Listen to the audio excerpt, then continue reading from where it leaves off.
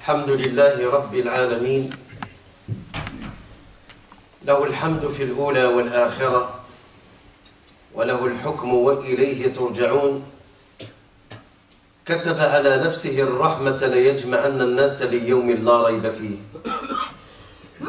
فريق في الجنة وفريق في السعير أشهد أن لا إله إلا الله وحده لا شريك له وأشهد أن سيدنا محمدا رسول الله.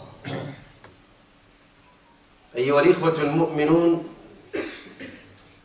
وصية الله لعباده المؤمنين الأولين والآخرين: يا أيها الذين آمنوا اتقوا الله حق تقاته ولا تموتن إلا وأنتم مسلمون. Brothers and sisters in Islam, it was Allah's instructions and it was Allah's commandment to those who lived before us. In particular, those righteous people, the people of obedience and the people of sincerity. Ya ayyuha alladhina amanu, you declare belief and have faith in Allah Azza wa Jal. Do fear Allah. Be mindful of Allah according to His right. And die not. Do not leave this world except in a state of submission, which is Islam.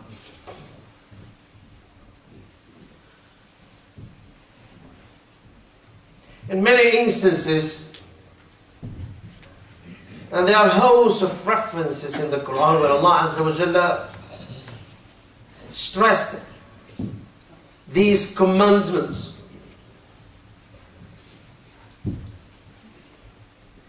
As to live a life of purity, life of prosperity,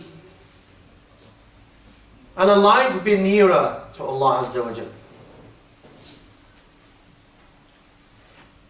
Ikhwani, Islam is so beautiful. And the beauty of Islam is that nothing in Islam is a waste of time.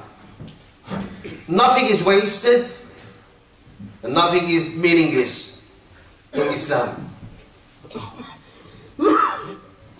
It's a complete beauty and it's a complete way of life. Islam is not just a prayer.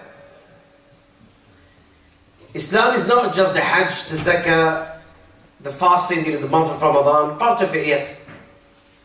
These are the main religious duties.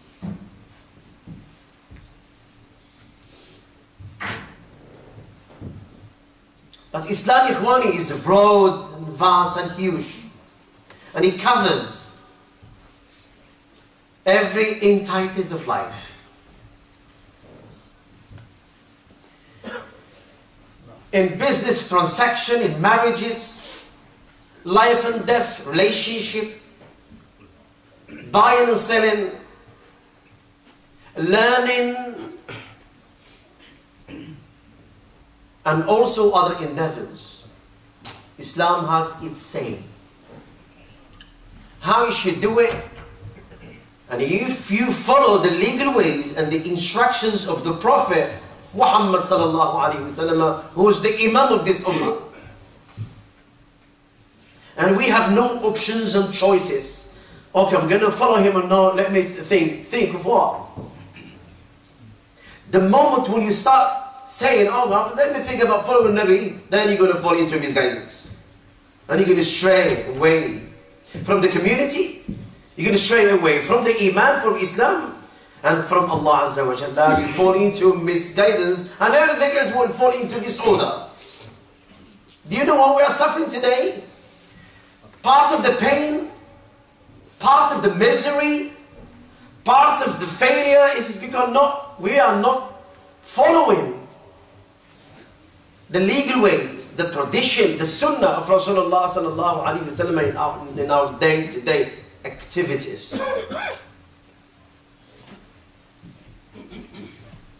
In eating, in drinking, in even getting in the car, even starting your car, coming out of the car, entering your home, coming out of the home.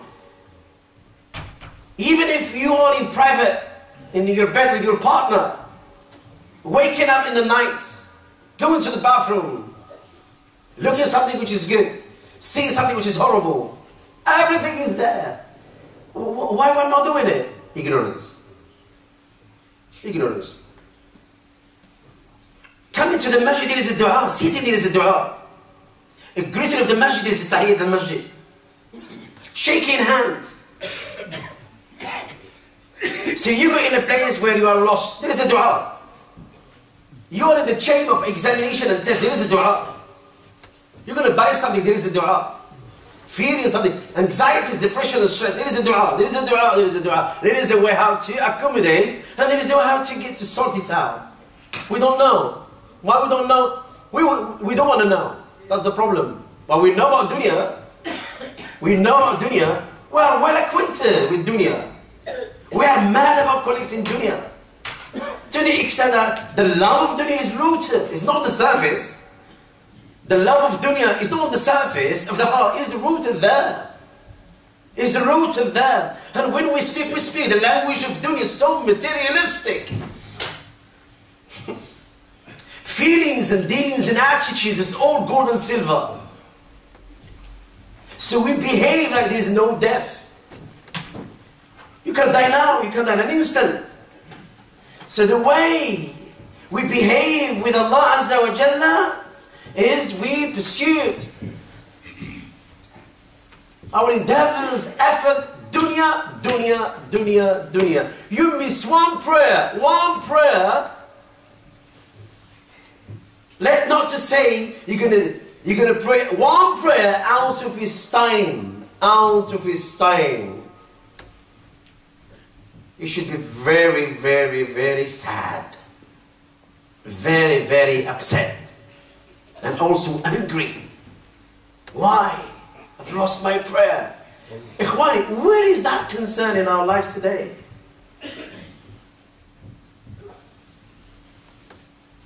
In Islam, nothing is wasted. Nothing is meaningless. Subhanallah. Giving some water to a thirsty animal, a homeless animal, it could be any animal, you give him one cup of water, you hand him a hand, a helping hand to a thirsty dog, to a wandering cat on the street. We have to teach our children to be as such. Do not harm. Do not abuse. Be nice. Be peaceful. Show respect to the elders. Be nice to your partners, to your mates and colleagues, in school, in madrasa, in the masjid. We are teaching them how to be doctors, engineers. I'm not saying it's haram, no. But they have no tawheed. They have no aqidah. They have no obedience. And at 16, 18, 19, getting to 20, and entering into that path of adulthood, then they are lost. Madrasa is gone. Sabak is gone. Quran is gone. And they are hanging with a company who is not suitable.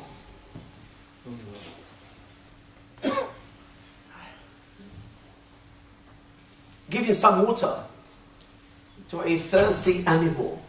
It could be any animal. I'm not talking about human beings, just an animal. You give him some water to drink, that act could wipe out all your past sins. Allahu Akbar. Birds and animals eating from your plant that you grow in your garden is an act of charity. You have some plant at the rear of your garden. Some random birds, ants, animals It could be anything. They get eat from that plant, you are rewarded. It's an act of charity. Maybe you're not aware of that. It's an act of charity. You're going to have a compassionate touch on an orphan's head. You know that person, that boy, he's 10 years, he's 12 years, yeah, and you come to him and you compassionately, you're going to touch his head because of love and compassion, and you know that he hasn't got mother and father. That touch, yeah, is highly appreciated by Allah Azza wa Jalla. And tamsaha, the Prophet even instructed, if you want to heal, you're going to cure and heal the hardness in your heart. Let's touch an orphan's head with sincerity, with love and compassion. But don't be a molester. No, don't go far with it. That it will soften the heart. It's an act of charity. Keeping a smile, saying a word of kindness, highly praised by Allah Azza wa Jalla. This is what Islam is. Unfortunately, this is the Islam which we are not showing to the community, to the world, to the Muslim and the non-Muslim. You don't need to give dawah. These are the attitude of a Muslim. This is the outer character. This is the mu'amala, feelings and dealings. So when you look at me, you will look at me like they said, this man, he has no harm with him. He's not going to cause me any harm. He's a very loving person. He's very kind. I'm going to deal with him. He's not going to cheat me. If I approach him, he's going to give me. SubhanAllah, you don't need to speak. The Prophet ﷺ, the people in his time, they used to look at him, and a random person never met the Prophet ﷺ before. He would say, this man, he must be special. He had never met him before. If no even shook hand with him. The Prophet, the way he's coming, the way he sits, the way he smiles, the way he communicates, people would say, oh my God, this man, he must be something. He must be something. They don't know about him, but he is something. He is a big thing. It's Muhammad ibn Abdullah, the best Allah has created. He speaks 1 minute will change a person's life. We need to be as such. These are role models.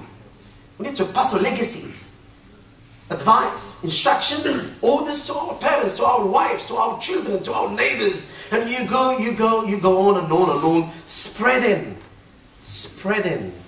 goodness in the community and in the entire world. This is our mission. The best nation shown to humanity. And none. We are the Muslims. We're not doing the job. And this is the reason why in the media we are bombarded every single day. I'm not exaggerating, every single maybe every minute. Muslims, hijab, beard, kill him. This is the West. This is why.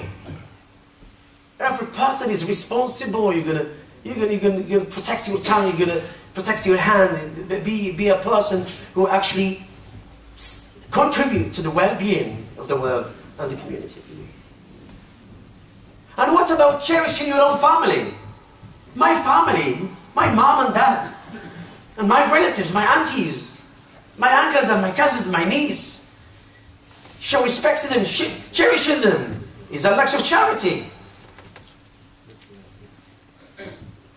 Highly appreciated by Allah. What about honoring, tashrif al-walidain, and tahtanim al-walidain, ta'at al-walidain, the honor, respect, obedience, and service. Service to my parents. My parents are on the height.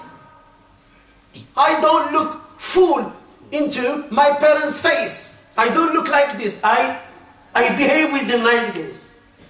Oh, mom and dad, you know, I don't know. If you want to correct your parents, it has to be in a way, in a policy. If they call you, yes, mom and dad, I'm here for you. I'm here for you. And don't see what. So-and-so, what? What you want? Dare you?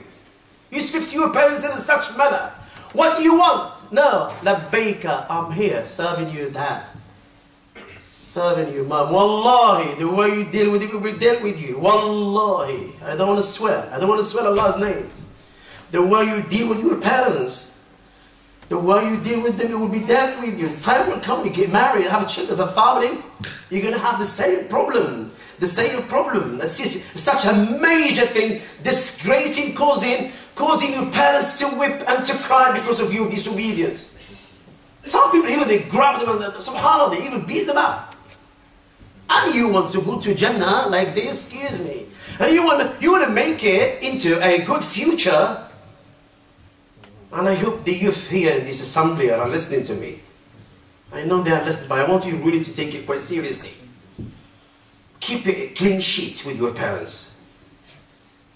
Because you're going to go to the college, you're going to go to the university, you're going to get married, you're going to get a job.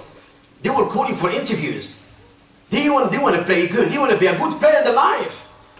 If your mother and your father are not happy with you because you disgraced them, because you disrespected them, because you actually ran away from them and you are ravishing them and you are belittling them, you are dishonoring them, then wallahi you're not going to make it. You will suffer. So say to yourself, no, I don't want to be like this. I will befriend my parents. My parents are my teachers. My parents are my example, and I need to follow. I need to, especially those who've got parents reaching an old age. Old age. They are in the 70s, 90s. The mood is not there. The ability to do things are not there. So you need to be patient with them, to serve them, love them, be at their feet, and ask Allah Azza wa Jalla to make dua for you. You do the khidmah. You do the khidmah, and that's your ticket. Wallahi, that's your ticket. Forget about your salah, zakah, hajj. Forget about that. That's your ticket to Jannah. Being righteous, being obedient to your parents, reaching an old age in your company. Wallahi, such an act. Again to the point, brothers and sisters, nothing is wasted in Islam. Nothing is meaningless. Nothing. Even your pains and sufferings, emotional and physical, great and small, whatever you account for, the thing that happens to you in your life, pains and sufferings and diseases and illnesses, nothing of them is wasted. Nothing of them is meaningless. They are all counted and compensated. Brothers and sisters, relationship with Allah Azza wa Jalla is another waste of time. You're going to try your best to establish that nice, clean, intact relationship. We call it in Arabic al-alaqa. Al-alaqa. Al-alaqa ma Allah first. Before A, B, C, John and Harry. Alaqa, my relationship with Allah first. Has to be no problem with Allah. I don't want to have problem with Allah Azza wa Jalla. Let face problem with the world. I don't want to have problem with Allah Azza wa Jalla. I want to keep it clean sheet. I want to keep it good, peaceful with Allah Azza wa Jalla. And sometimes when you are lonely, when you're alone, and you don't find anybody to speak to talk to, connect to Allah Azza wa Jalla. You connect to Allah Azza wa Jalla. There is a number. Yeah, there is a number to connect to Allah Azza wa Jalla. The number is 24434. Remember that. You meet me later, inshallah, I'll give you the number. It is 2 rak'ah Fajr, it is 4 rak'ah Dhuhr, it is 4 rak'ah Asr, it is 3 rak'ah Maghrib, and it is 4 rak'ah Isha. Connect to Allah Azza wa Jalla. You're not going to actually got a phone in your pocket and you're going to deal a number 07. Don't do that with Allah Azza wa Jalla. You do sujood. You establish wudu. Learn how to establish wudu. Wudu according to the sunnah. And when you do wudu, and when you stand before Allah Azza wa Jalla, and when you announce takbiratul ihram, Allahu Akbar, you enter into Allah's kingdom. That's the connection. And that line is never busy. Sometimes you call somebody, a family, your boss, your supervisor, whoever, and sometimes the line is engaged. With Allah, never. And I want you to trust me on this. I'm not telling you things like this. That line is never, ever, ever busy. A line with Allah, never busy. Not just line is not busy. It's not just that. There is always an answer that soothes your heart. If you make effort to raise your hand, and basically, let me give you a bit of advice, inshallah, in this Jummah. Don't do this. You either sitting, standing down, sitting down and standing. Don't lower when you join your hand, asking Allah Azza wa Jalla something. Don't lower in that level here. It means that you are not interested. You are not serious. Here, the raising of the hand should be level with the shoulders. Oh Allah, I am weak. I am serious. I am in need. I need you, please. Oh Allah, please. You cry. Why don't you cry? You cry with dunya. You're going to lose health, pal. You're going to lose your sleep. Maybe you miss that interview, you miss that job, you miss that appointment, and you make it the end of the world. Cry on Allah Azza wa Jalla. You're going to throw yourself into the doorsteps of Allah Azza wa Jalla. Oh Allah, you know, I can't make it without you. And you insist. The Prophet, when he is really in trouble, the Prophet Muhammad, when he is in trouble, he would do this. You know this? I'm stuck. I have no right, I have no left to Allah. I am lost. Only you. Here it shows that you are really in need. You are in need. I'm lost. Please, oh Allah, forgive me. Oh Allah, look after me. Oh Allah, take me to you with your mercy. Like this. The Prophet did it in the first battle. It's called Ghazwatu Badr. 300,000. Mushrikeen thousands. And al-Mu'minin 300. The first war in Islam. The first ma'raka. 1,300. And these 300, they haven't got any sleep for 3 days. And they are hungry. They are poor. And there is no weapons.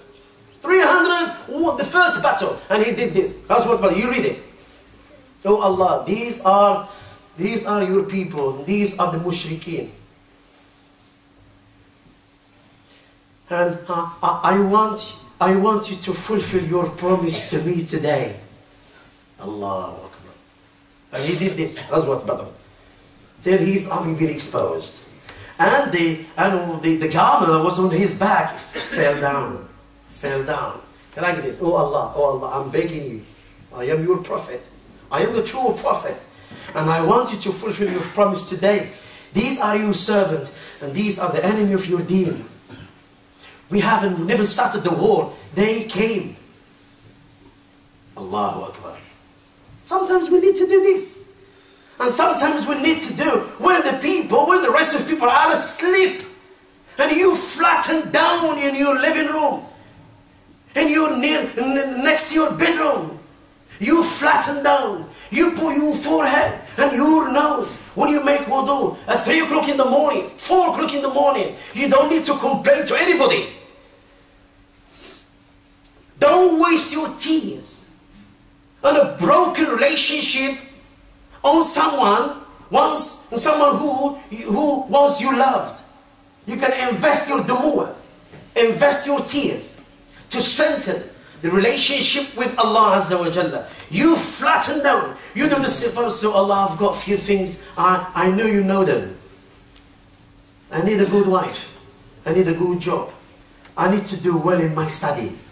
Oh, no one in the world will do this except you. And you make sujood. And you insist. And you insist. If you do this, you got three options. 3 options. Wallahi, there is no losing here. There is no losing here. You're always winning. The first one, an immediate response. An immediate. It could be anything. It could be anything. You just widen up the scope. You just being far or being close. Yeah? With your request. So either an immediate response or Allah will ward off. Allah will save you from a calamity that is coming down.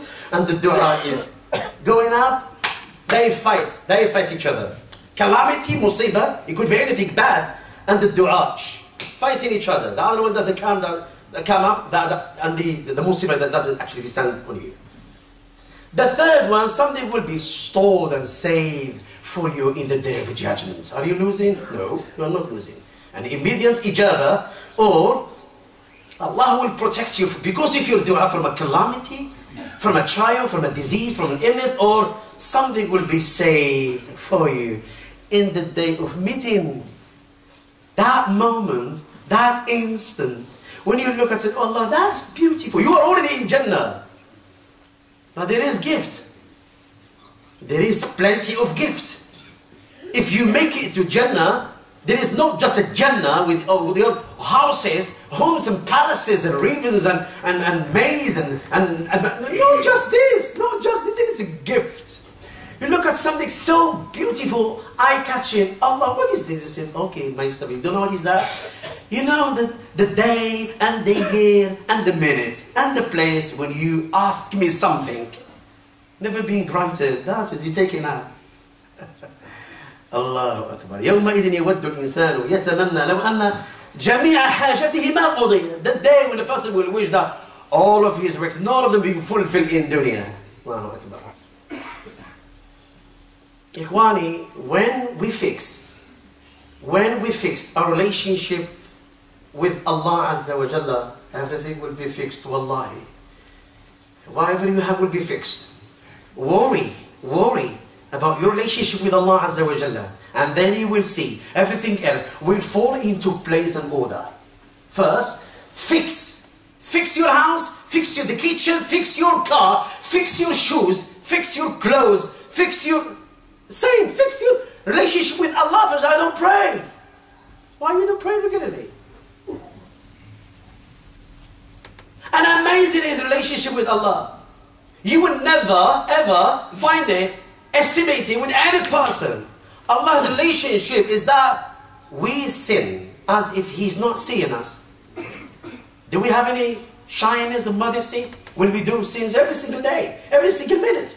We fall into sins like this, no Allah. And how He forgives? How Allah forgives? Do you know how He forgives? He forgives as He saw nothing. And He is aware.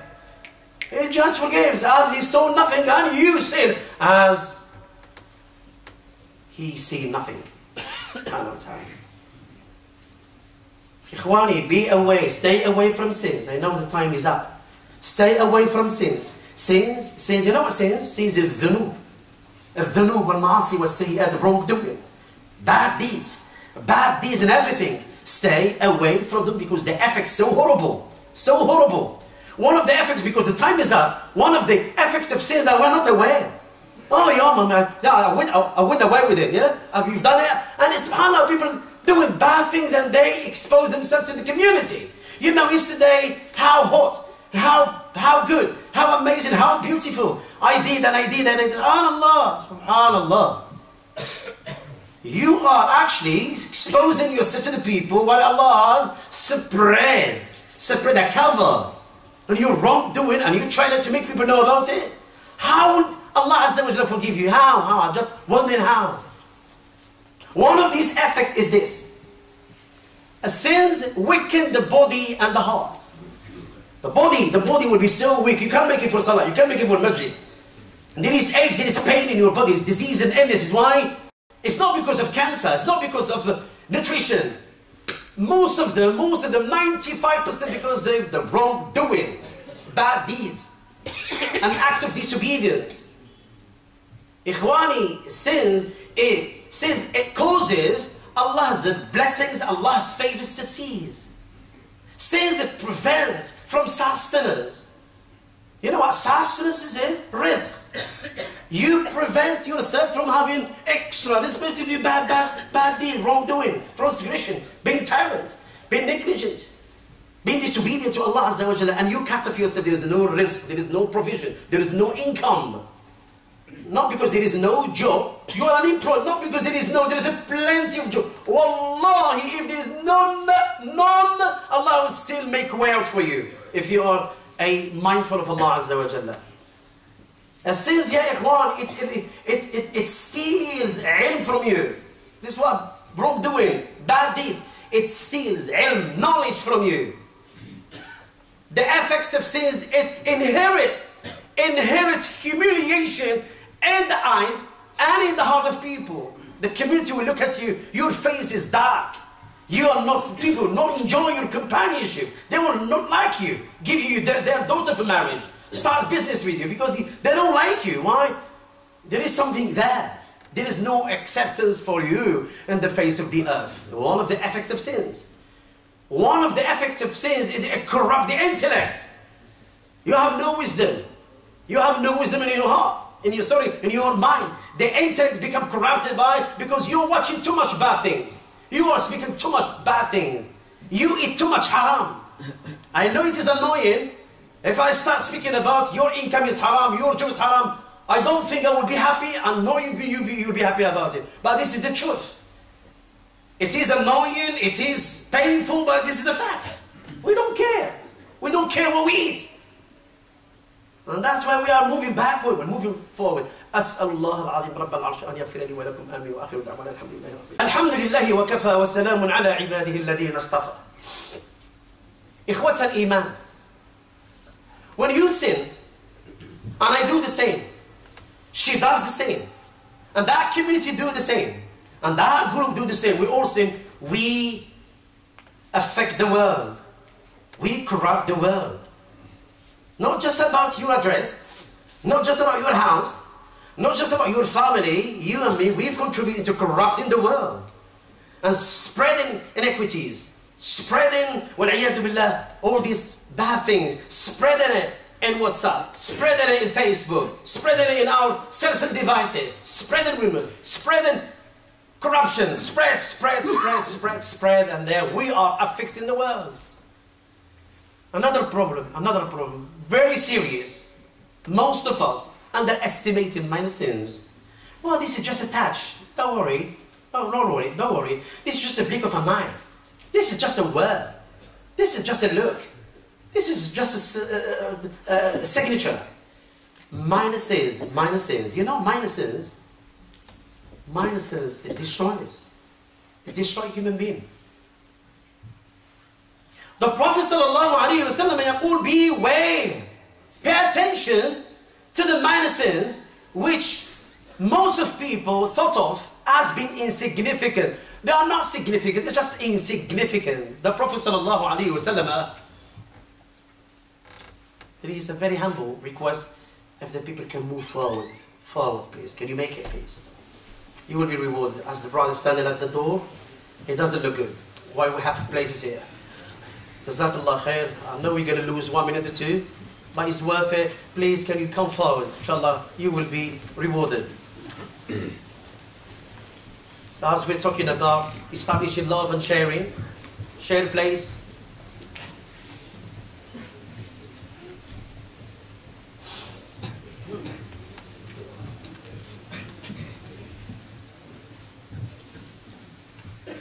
That place, I think we can accommodate maybe 2 or 3 people in that place.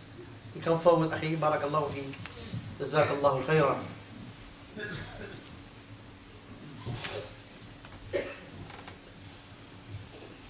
And Rasulullah sallallahu alayhi wasallam has given us an example. People who are taking minor sins as insignificant. He has given us an example. He said, the minor sins, that you look at them, and you look at these minor sins, and it is, oh, it is just, it's not bad. He said, it's like a group of people who stopped at the bottom of a valley. One person brought a stick, this is supposed to be a firewood. Another person brought a stick, and so they had gathered enough sticks. And they baked their bread. And they cooked their food. Because this person, and the other person, and so they had enough sticks to bake their bread. For one unique stick, they couldn't actually do anything with it. So all these sticks, one unit stick is nothing. There's no benefit on it. Yeah? The Prophet ﷺ has given us this example. He said, these minor sins, if a person is called to account for them, to account for this look, this touch, this You're going to look at something, you're going to speak something. If they are gathered, Allah Azza wa Jalla can ask you, all of them, about maybe 90, maybe 100 in your fire. Maybe more than that. The Prophet said, it will destroy you. It will destroy you. And this, and this, and this. Okay, that is good. What about this?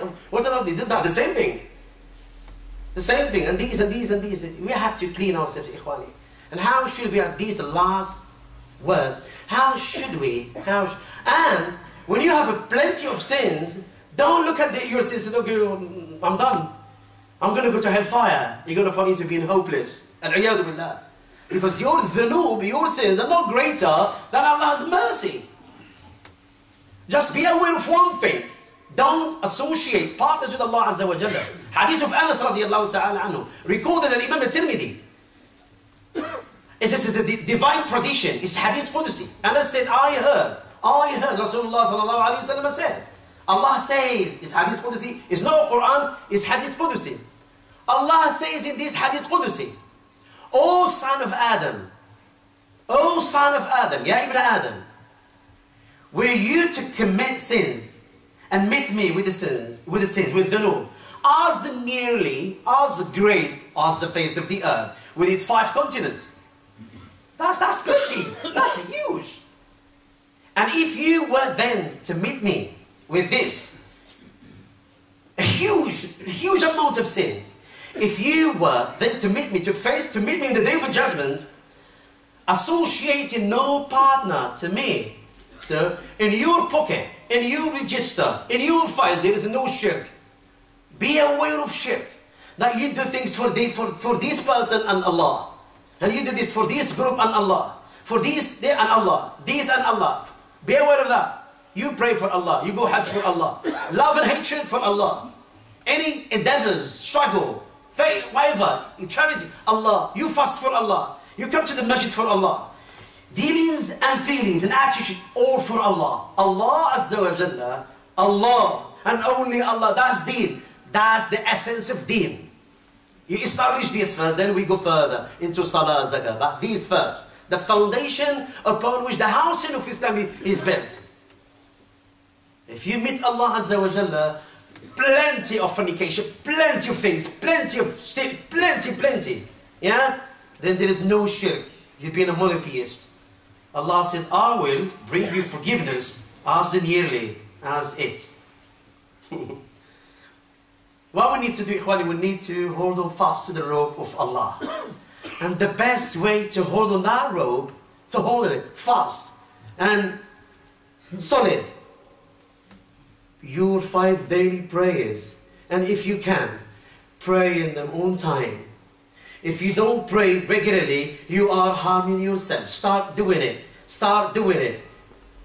And start come to the masjid. If you are praying 5 times a day, mashallah, come to the masjid and pray them behind the imam.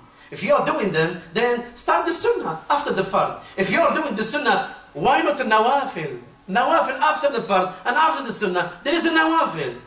MashaAllah, you do even the nawafil. What a person, what a good Muslim you are, MashaAllah. Then why not wake up for tahajjud? Why want to say, brother, there is always more to do. There is always room. More. You must hold fast to the rope of Allah by reciting the Quran. And also make effort to understand the meaning of the Quran. Even the last 10 surah. From Surah Al-Nas to Surah the Elephant, Al-Fil. Now they're tafsir, because these are the common used surah in our prayers. So you know what they are. The history, the references, and what the teaching that can be actually learned from these surah. And why not spreading goodness and helping those who are less fortunate than ourselves? Neighbors, my friends, that orphan, that family in need. Because if we please people, that will also cause us to please Allah Azza wa Jalla. And if you give it a charity, make it in secret. You don't need to speak about it. Charity, sadaqah, done in secret. No one know about it. It is money, it is a food, clothing, papers. You're going to go eat with somebody. You do it fi sabilillah. Don't speak about it in secret. You and the person and Allah. And you even say, please, I'm random. Don't even say anything about it. What a major act of goodness. So we ask Allah Azza wa Jalla to make me and you from those when they listen the word they follow the best of it. As'alullah al-Azim, Rabb al-Arsh al-Azim, with his beautiful names and attributes, to give us Jannah. We can't afford to go to hellfire. Give us Jannah, bless our day, bless our assembly, bless this gathering, and richly empower this community. We ask Allah Azza wa Jalla to be good wherever we are, and to be mindful of Allah Azza wa Jalla. Make us to acknowledge Allah's blessings and favors, to give us a good life, to give us a life of purity, a life of patience, a life of afiyah, a life of power, to give us good jobs, to give us good, mashallah, good prosperity and good happiness, and to make us understand this deen, what it stands for, and to also give us the ability to spread the da'wah around the world with peace and love and kindness. وآخر دعوانا الحمد لله رب العالمين وجزاكم الله خيرا وقوموا إلى صلاتكم يغفر لي ولكم الله.